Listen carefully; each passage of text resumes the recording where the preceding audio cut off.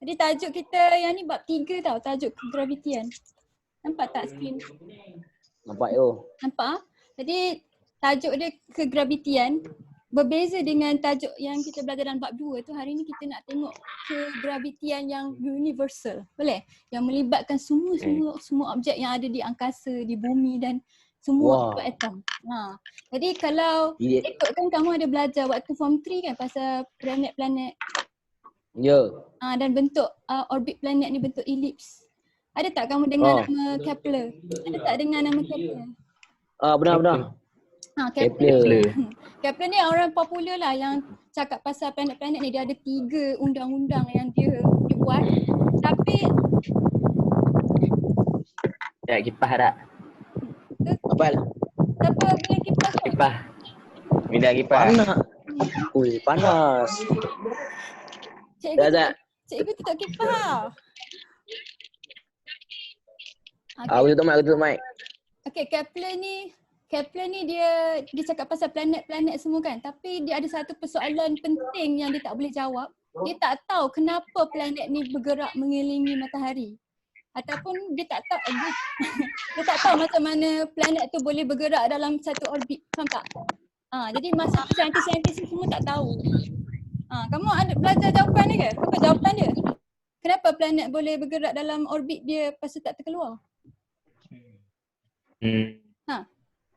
Lepas tu macam mana dia boleh mula bergerak? Dia tak ada enjin. Kan? Jadi soalan-soalan ni semua masa tu zaman tu tanyalah. Semua orang tanya tapi tak ada jawapan. Ni ada seorang tu dia tak puas hati lah. Tak ada jawapan. Ni siapa ni? Yang buat kantin ni. Siapa ni? Kepler. Bukan. Kepler. Ini bukan Kepler. Einstein. Kepler dia tak boleh jawab. Einstein lain lah. Kenapa planet-planet ni beredar dan kenapa dia duduk dalam dia punya orbit? Punya kipas tu. Itu kipas apa? Kipas apa? Dah. Tak tahu. Tiba-tiba. Siapa ni? Ashta. Ashta. Yang ni Nama pelik-pelik. Yang ni Sir Isaac Newton kamu. Isaac Newton. Ni Sir Isaac Newton. Ni orang yang paling terkenal sekali dalam fizik kan. Siapa conteng skrin cikgu? Yang ni orang paling terkenal dalam fizik, Isaac Newton ni. Jadi dia tak puas hati. Kenapa tak ada sebab tak boleh jawab persoalan tu kan. Jadi dia pun fikirlah, ini Isaac Newton fikir kan. Lepas tu kamu tengok cikgu tulis ni, kajian pergerakan objek di bumi dengan pergerakan planet. Itu kipas apa? Cikgu tengok siapa manage. Haris lah, kamu ni kipas lah? Cantik oh. Kipasnya tutup je. Ya. Cantik ore. Mana ada? Dia kena berkorban sikit. Bukan. Oleh. Oh, yang bising ni Anik Syahmi. Anik aku. Anik aku. Serius lah? Cikgu mute dah tengok. Betul pun dia. Anik kantoi. Kipas ni kuat sangat. Kipas kamu kuat sangat. Padam balik nak baca ni. Siapa conteng? Tak penting tau. Lejak lah. Nota ni kamu kena salin lah. Cikgu bagi kamu nota dia. Tapi kalau kamu tak boleh nak print, kamu salin isi kandung dia sebab cikgu nak kamu salin lah. Alright, jadi yang ni Einstein kan, dia fikir pasal benda ni. Ada tak persamaan antara pergerakan objek-objek kat bumi ni? Sebelum ni bab 2 kita belajar pasal gerakan linear kan, pasal gerakan kat bumi kan. Jadi dia fikir ada tak perkaitan antara pergerakan objek di bumi dengan pergerakan planet ni. Tu dia pegang puzzle piece tu. Jadi dia berjaya temui kaitan tu. Faham tak? Dia boleh link kan. Dan apa yang dia dapat tu kita boleh guna untuk atom, boleh guna untuk benda kat bumi, boleh guna benda kat angkasa, semua boleh guna.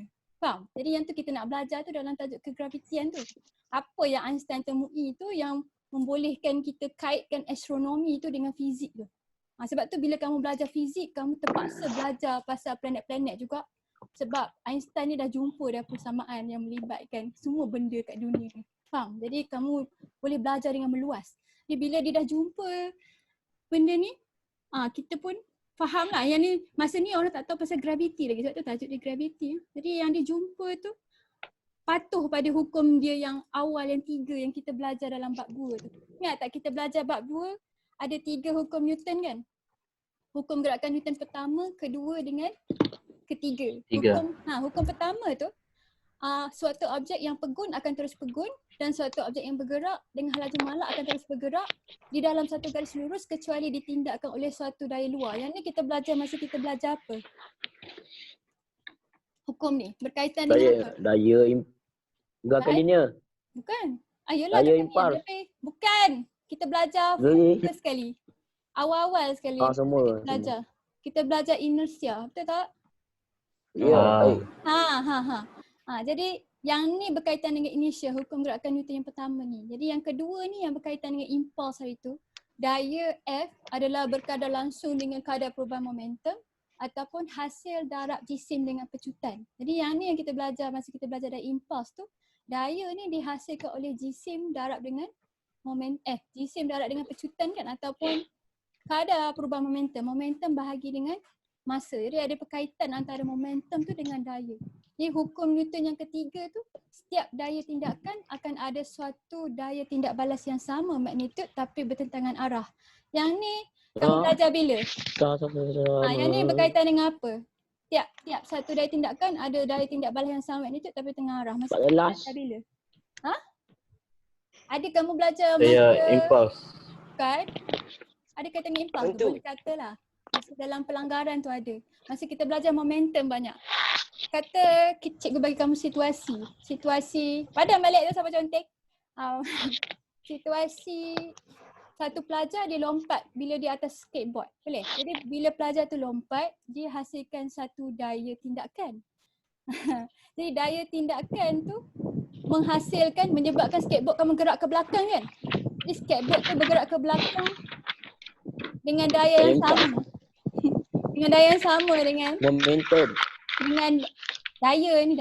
Dengan daya yang sama tapi bertentangan arah. Tapi berkaitan momentum sebab tadi momentum tu menghasilkan daya kan. Jadi ada kaitan lah antara daya tu dengan momentum. Jadi dia bagi planet-planet pun. Okay, yang planet tadi yang Kepler jumpa tu, planet-planet pun boleh pakai hukum gerakan Newton yang sama ni. Boleh? Tapi kita ada satu lagi hukum baru untuk tajuk ni. Kita panggil dia hukum kegravitian semesta. Dah, habis dah cari yang 3. Jadi siapa yang tak cari lagi? Dia boleh cari Ada. yang 3 ni. Boleh Ada dah conteng. Nanti Buat screenshot buat screenshot. Ada orang conteng tu. Nanti cikgu Padam bagi lah. kamu nota ni. Padam lah siapa tulis. Ujik. Padam balik. Cuba fokus cikgu Aduh. cakap apa. Nanti cikgu buat test nanti dapat teruk nanti macam mana.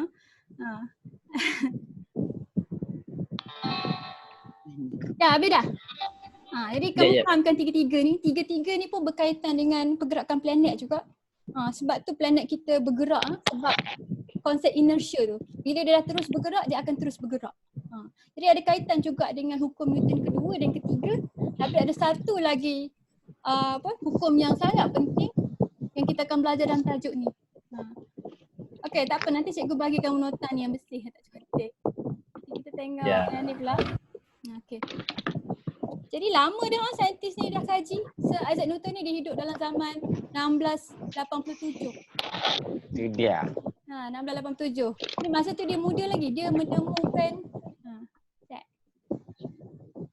Kita dah ada orang je. Dah ada apa? Hidup lagi. Nanti kita hidup Mati dah. 1987. Ingat hidup. Kau hidup lagi. Aku lah dia Kita hidup. hidup Jadi Isaac Newton ni dia kemukakan hubungan yang melibatkan daya graviti antara dua jasad. Jadi kamu nampak gambar cikgu ni? Ada dua jasad. Jasad tu maknanya dua objek yang ada jisim. Faham? Kita panggil dia jasad. Jasad tu nama lain untuk, dia tak kira benda yang mati ke hidup ke semua kita panggil jasad ni. Jadi dia kata kalau ada dua objek, macam kata objek tu boleh jadi apa-apa, orang pun boleh. Kata yang ni orang A dengan orang B. Boleh? Jadi antara orang tu ada satu daya tarikan. Nampak tak arrow ni? Jadi M1 ni dia ada daya tarikan terhadap M2 dan M2 ni ada daya tarikan terhadap M1 ni. Dan daya tarikan ni kita panggil nama dia sebagai daya graviti Fg. Okey? Jadi yang ni yang apa Einstein pula. Yang ni yang Isaac Newton jumpa tu. Jadi daya tarikan ni wujud antara semua objek, apple dengan oren, bumi dengan bulan, matahari dengan bumi, semuanya. Okey? Jadi dia temui ada dua benda yang penting dalam hukum ni. First kali daya graviti tu berkadar terus dengan hasil darab jisim dua jasad tu. Maknanya M1 ni darab dengan M2 ni adalah berkadar langsung dengan daya graviti tu. Boleh? Berkadar langsung tu apa maksud dia? Berkadar terus ni. Apa maksud berkadar terus? Maksudnya tak payah buat jalan kira dah, memang dia dia terus itu. Dia kat situ. Dah, apa maksud berkadar terus? Berkadar terus tu hubungannya macam mana? Dia tetap. Bukan? Tetap. Bukan. Tak boleh Apa diubah. tau? Tak. Apa maksud berkadar terus? Bukan dulu. Apa maksud berkadar terus? Kerja malam. Siapa jawab kerja malam? Apa maksud berkadar terus? Soal. Kamu kan tak tahu Belajar lagi malam. berkadar terus ni apa? Tak. Cikgu dah ajar banyak kali dah. Apa dia? Masa kita belajar impulse tu pun ada. Bila M1 dengan M2 ni bertambah, F ni turut bertambah. Jadi kalau dua-dua bertambah, yang tu kita panggil sebagai hubungannya berkadar terus. Boleh? Lepas tu kita ada satu lagi hubungan. Daya graviti ni, kan kita tengah cakap pasal Fg ni kan. Dia ada hubungan yang berkadar songsang terhadap kuasa dua jarak. Nampak tak ni jarak antara makhluk A dengan makhluk B ni? R. Jadi dia kata Fg ni berkadar songsang. Apa maksud berkadar songsang? Dia berlawanan. Berlawanan. Maknanya Berlawanan bila arah. R ni Berlawanan arah. bukan lawan arah. Bila R kuasa 2 ni bertambah, apa jadi kat F? Kurang. Berkurang. Itu maksudnya berkadar songsang. Kamu kena tahu term-term ni. Sebab dalam exam, kamu kena guna lah. Faham? Jadi bila R ni bertambah, maknanya bila dua makhluk ni makin jauh, R kuasa 2, dia punya daya tu makin kecil. Faham? Jadi bila dia ni bertambah, maknanya dua orang ni makin jauh lah. Tu maksud R tu bertambah. Okey, jadi kalau dia tanya kamu, apakah itu hukum kegravitian semesta Newton ni, kamu kena nyatakan macam kat bawah ni. Kenapa cikgu tak boleh nak scroll? Sebab cikgu kecil annotate pun. Ya. Start. Cikgu clear kan? Clear all drawing. Alright. Jadi yang ni yang penting. Hukum kegravitian semesta Newton ni menyatakan bahawa setiap objek menarik objek yang lain dengan daya tarikan graviti. Yang tadi cikgu cakap kan, kalau ada dua objek, dia ada daya tarikan antara dua objek tu. Lepas tu, Fg tu macam mana dia punya hubungan dengan jisim tu.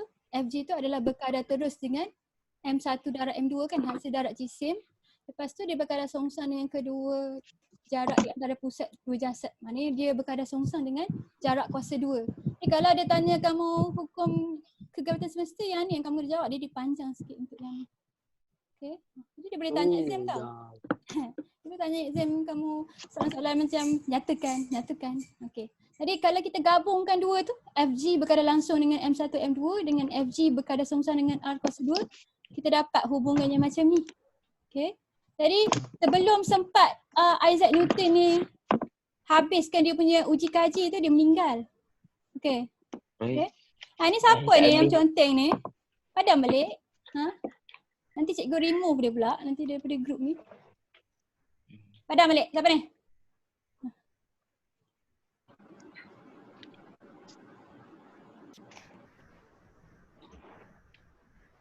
Ni ada lagi dua. Padam.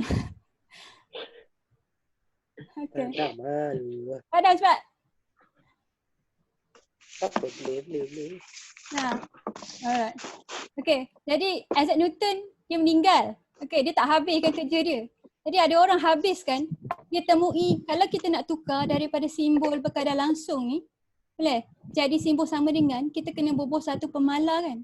Macam hari tu kita punya F berkadar langsung dengan MA ni, kamu kena bubuh KMA.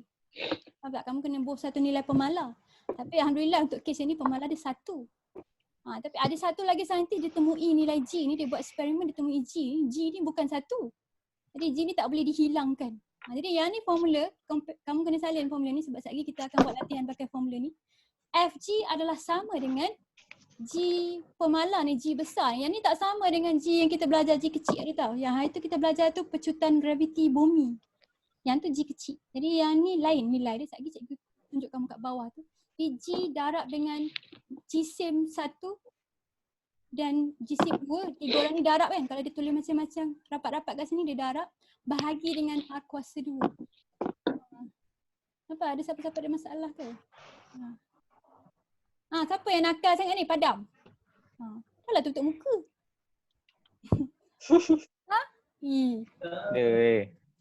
Buka kamera. Betul ke orang yang betul ya dekat belakang kamera ni? Pengecut. Fake. Betul. Fake. Ni contoh dah. Biarlah cikgu contoh, nanti kawan kamu pening bila kawan kamu yang tak boleh masuk kelas tu. Okey, jadi FG ni daya graviti kita. Lepas tu M1 ni jisim jasad pertama kita. M2 ni, kamu ingat semua simbol ni ya? Sekejap cikgu tak tunjuk dah ni. M2 ni jisim jasad 2. Jisim yang unit apa? Jisim unit apa? KG. kg. Jisim yang unit kg tu. R ni unit dia dalam meter. Boleh? Meter. Okey. Jadi G ni kamu punya pemala kegravitian ni nilai dia 6.67 darab 10 kuasa negatif 11. Sangat-sangat kecil. Kenapa? Tak. Yang ni diberi dalam exam. Formula ni pun diberi. Ya. Tapi pastikan kau pandai picit kalkulator ni, dah besar dah. Kalau selalunya pelajar salah picit, tu je masalahnya. 6.67 darab 10 kuasa negatif 11 Newton meter kuasa 2 per kg kuasa 2. Boleh? Yang ni unit dia. Dia dapat unit tu bila kita songsangkan semua orang. Kamu nak tengok ke macam mana dapat unit G ni? Negatif kuasa 2 ke macam mana? Mana? kg ke? Kg tu kenapa negatif? Sebab dia duduk bawah. Formula dia gini. Kg kuasa 2. Kalau dia bukan ni G kamu. Ni G punya unit. Ni G ni. Cuba kita songsangkan sekejap equation ni. Jadi yang ni FG sama dengan FG sama dengan G M1 M2 R kuasa 2 ni kan. Jadi kalau kita songsangkan, kita balik R kuasa 2 ni pergi belah FG ni. Lepas tu yang ni kita letak ke belah kiri, dia darab kan, jadi dia duduk bawah, dia bahagi. Nampak tak M kamu tu duduk bawah? Yang ni G. Yang ni G besar kamu. Jadi G, tengok unit dia kan. Yang ni daya kan, daya graviti kan. Jadi yang ni unit dia. Daya graviti. R ni unit dia apa? Meter kuasa 2 tadi kan. Meter kuasa. Yang ni M1, maknanya ni kg.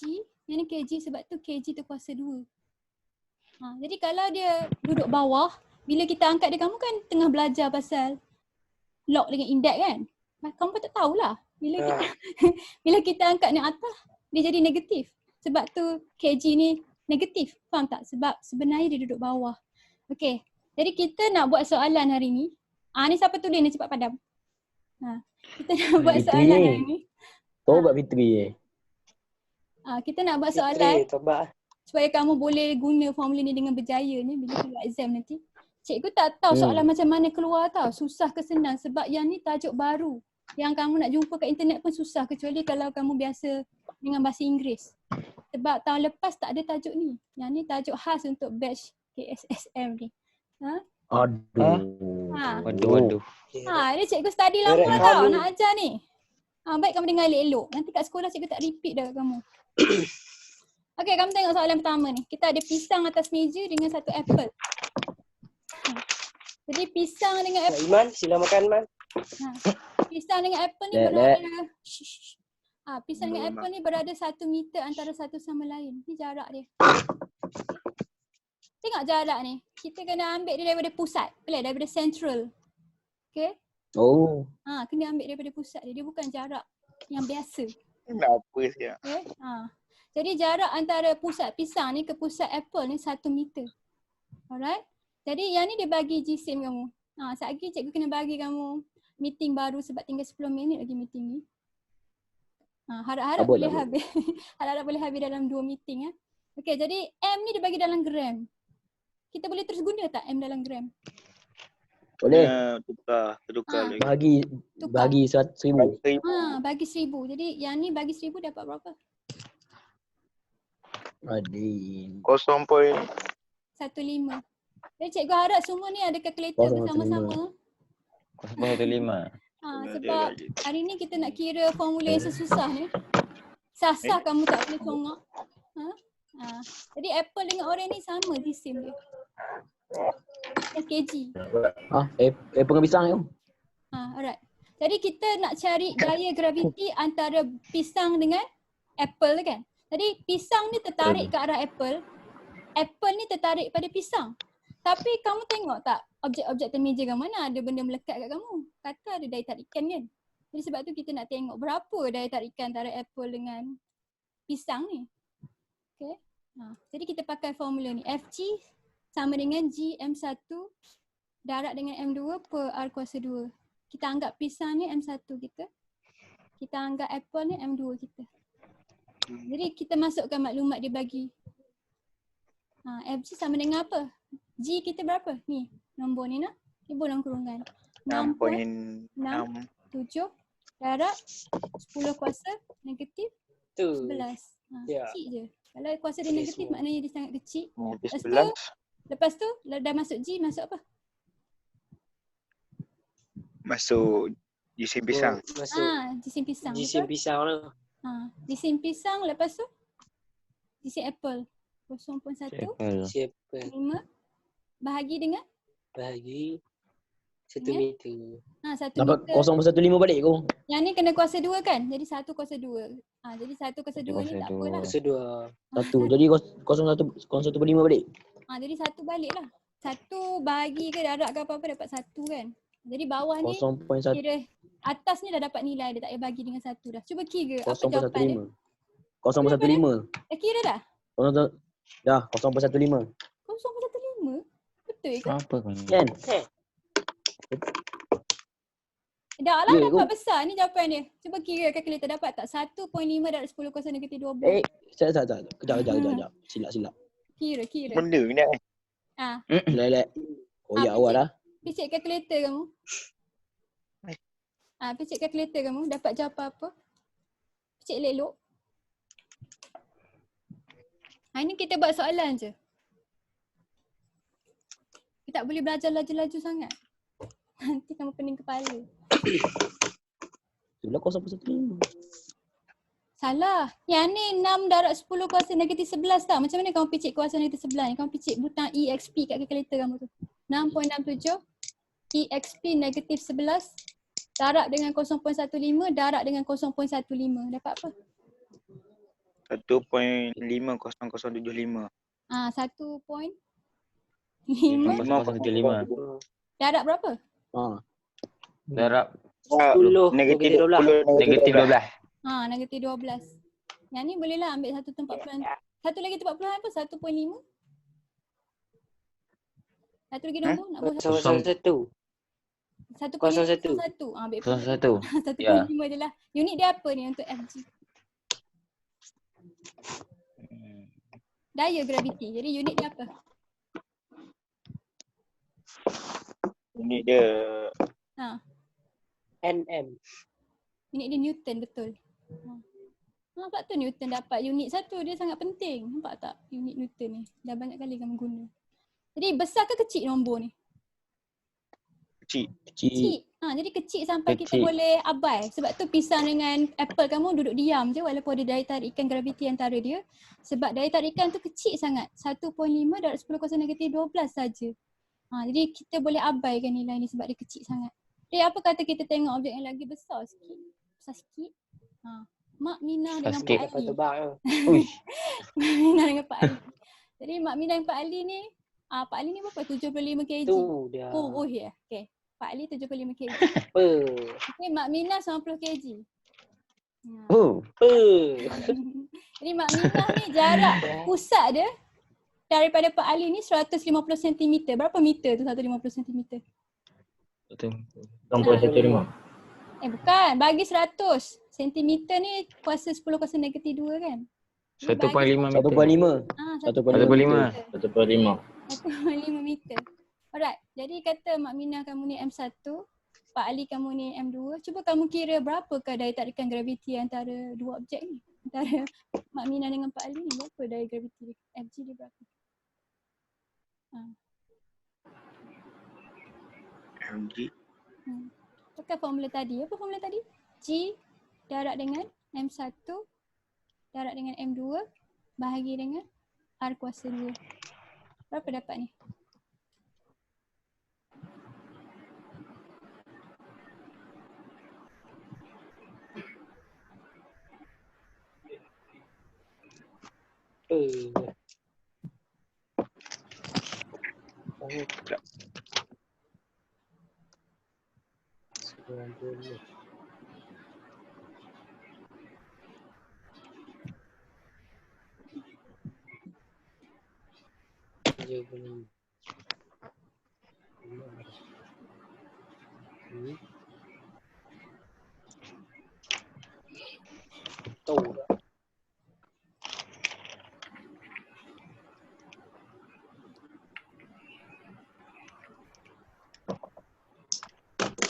Dapat 2.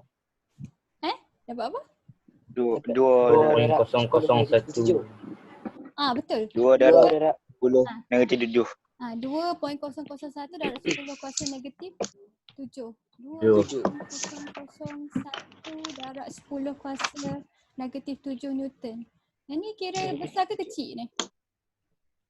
Besar Besar sikit daripada tadi. Sabar. Kecil Besar sikit. Tadi 10 kuasa negatif 12 kan, sekarang negatif 7. Masih lagi kecil banding dengan berat dia. Sebab tu dia suruh kira berat. So nak kira berat. Itu ada cikgu ajar kamu dalam kelas last kan. Berat kita W. W adalah sama dengan M darab dengan G kecil. G kecil ni 9.8.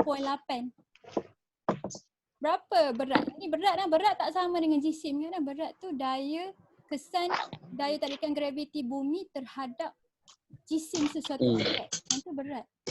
Ni berapa berat Mak Minah? Dia suruh hitung berat Mak Minah. Mak Minah dengan Pak Ali. M dia 90 tadi kan? Ini Mak Minah.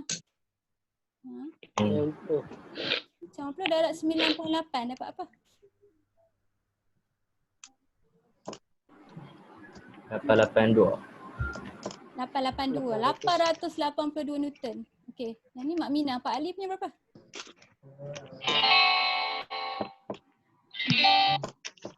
210. Berapa? 210. 210 je? Pak Ali? 735. Darab dengan 9.8.